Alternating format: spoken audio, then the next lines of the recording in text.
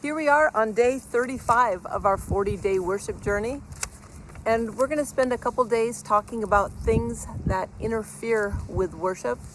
And today's topic is time, and it plays into today's time of recording because it's later in the day. As you can see, it's a beautiful sunny Sunday noon here at Lake Martin, and time is something that interferes with worship for me. We've talked about in Habakkuk 2, we've read previously that the righteous, the just, will live by faith. And then I want to read again in Hebrews 11:6, where it says, "And without faith it's impossible to please God, because anyone who comes to him must believe that he exists and that he rewards those who earnestly seek him." And I read those verses to start because when we don't have faith, we don't please God. And one of the things that I tend to not have faith about is time. And so I want to be able to please God, and I know you do too. And so we need to be able to have faith about time. So I want to just read a couple scriptures that talk about time, specifically in regard to how it interacts with eternity. And we're going to start in Genesis 1, because that's when time was created. So in Genesis 1:1, it says, "In the beginning, God created the heavens and the earth. Now the earth was formless and empty. Darkness was over the surface of the deep, and the Spirit of God was hovering over the waters. And God said, 'Let there be light,' and there was light. God saw that the light was good, and he separated the light from the darkness. God called the light day, and the darkness he called night. And there was evening, and there was morning, the first day." So my understanding is that this first day is when time came into existence, that there became the light and the darkness and the first day. So in the realm of eternity, there really is no time. But for whatever reason, God has established time here for us to participate in. And sometimes it works against us, and sometimes it destroys our faith and interferes with our worship. You can tell I'm talking about myself. So let's turn now over to Ecclesiastes 3, where it's entitled "A Time for Everything." And it says, and I know these are familiar verses, but it says, "There's a time for everything, a season for every activity under heaven. A time to be born and a time to die, a time to plant and a time to uproot, a time to kill and a time to heal, a time to tear down and a time to build, a time to weep and a time to laugh, a time to mourn and a time to dance, a time to scatter stones and a time to gather them, a time to embrace and a time to refrain, a time to search and a time to give up, a time to keep and a time to throw away, a time to tear and a time to mend, a time to be silent and a time to speak, a time to love and a time to hate, a time for war and a time for peace. What does the worker gain from his toil? I have seen the burden God has laid on men. He has made everything beautiful in his time. He also has set eternity in the hearts of men, yet they cannot fathom what God has done from beginning to end." And so we see there that God is fully aware of time, and he established it. And I think it's interesting that it talks about the burden that God has laid on men. Sometimes I think that burden is time and trying to work with time. But again, the idea is that God is in control of time, and he will help us to make it through our days doing the things we need to do in the time we have. And one of the things I try to remind myself is, have I ever not had enough time?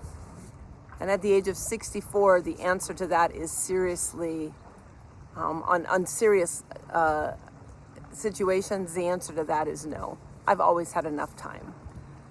There's certain things I would love to have more time with. I'd love to have more time with my children when they were little, because that time seems to have gone fast. As I look back, there's things I wish I could have spent more time doing perhaps, but I've always had enough time to get all the errands and work of the day done, the things that actually mattered anyway.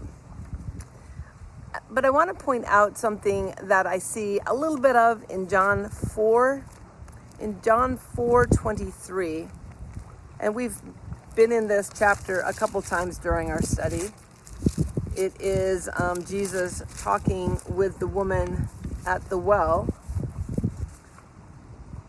And he says, starting in verse 21 of John 4, Jesus declared, "Believe me, woman, a time is coming when you will worship the Father neither on this mountain nor in Jerusalem. You Samaritans worship what you do not know. We worship what we do know, for salvation is from the Jews. Yet a time is coming, and now has come, when the true worshipers will worship the Father in spirit and truth. For they are the kind of worshipers the Father seeks. God is spirit, and his worshipers must worship in spirit and in truth."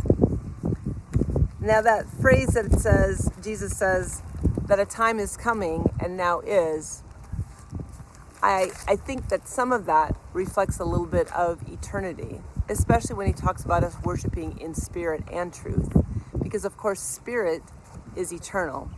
So I just want to show you a little something that I think about when I think about time. And I was going to draw you a picture, but you're just going to have to work with my folded piece of paper here. Oftentimes we think of time as going along a timeline like this, right? Here's where Carla was born. Here's the years of my life clicking away, and here we are at age 64. And a lot of times I'm trying to figure out how to manage time all along that way. I think that eternity, that time is more like this, meaning it's all at the same time. Eternity has no time. And so I think that's why we are surrounded by such a cloud of witnesses, because the people that have been before us are actually here at the same time. And I'm getting a little philosophical, but I think too that I say all of this to say that I think too that God is in charge of our time. He's in charge of our day. And so I throw that out there for something for you to kick around and think about, is like, what does the eternal timeline actually look like? And the eternal timeline doesn't go this way. Jesus is the lamb that was slain at the foundation of the earth. We're told that in the New Testament. And so it's all happening. I think eternity is all at the same time, which is why a day is like 1,000 years with the Lord, and the Lord is, and 1,000 days is like one day. The whole idea being that we don't want to let time interfere with our worship, because God created it. He understands it on a level way beyond us. And so I know we have to work with the times and the seasons and the evenings and mornings and the routines and our schedules. However, I want to encourage you and remind myself that we don't want time and schedules to interfere with our worship, whether we're actively engaged in a moment of worship, or if it's our daily life when we're bringing our lives, ourselves as holy sacrifices of worship. So before we go, I'm just going to pray quick for myself and for you that about what we're talking about. So God, we ask that you would empower us to work with time, to not be overwhelmed with the requirements of time, and to not be discouraged by the requirements of time, but to know that you are the God that created eternity, you are the God that lives in eternity, and that you are the God who can manage, who's in charge of time. You created it way at the beginning, and we just submit ourselves to you and to worshiping you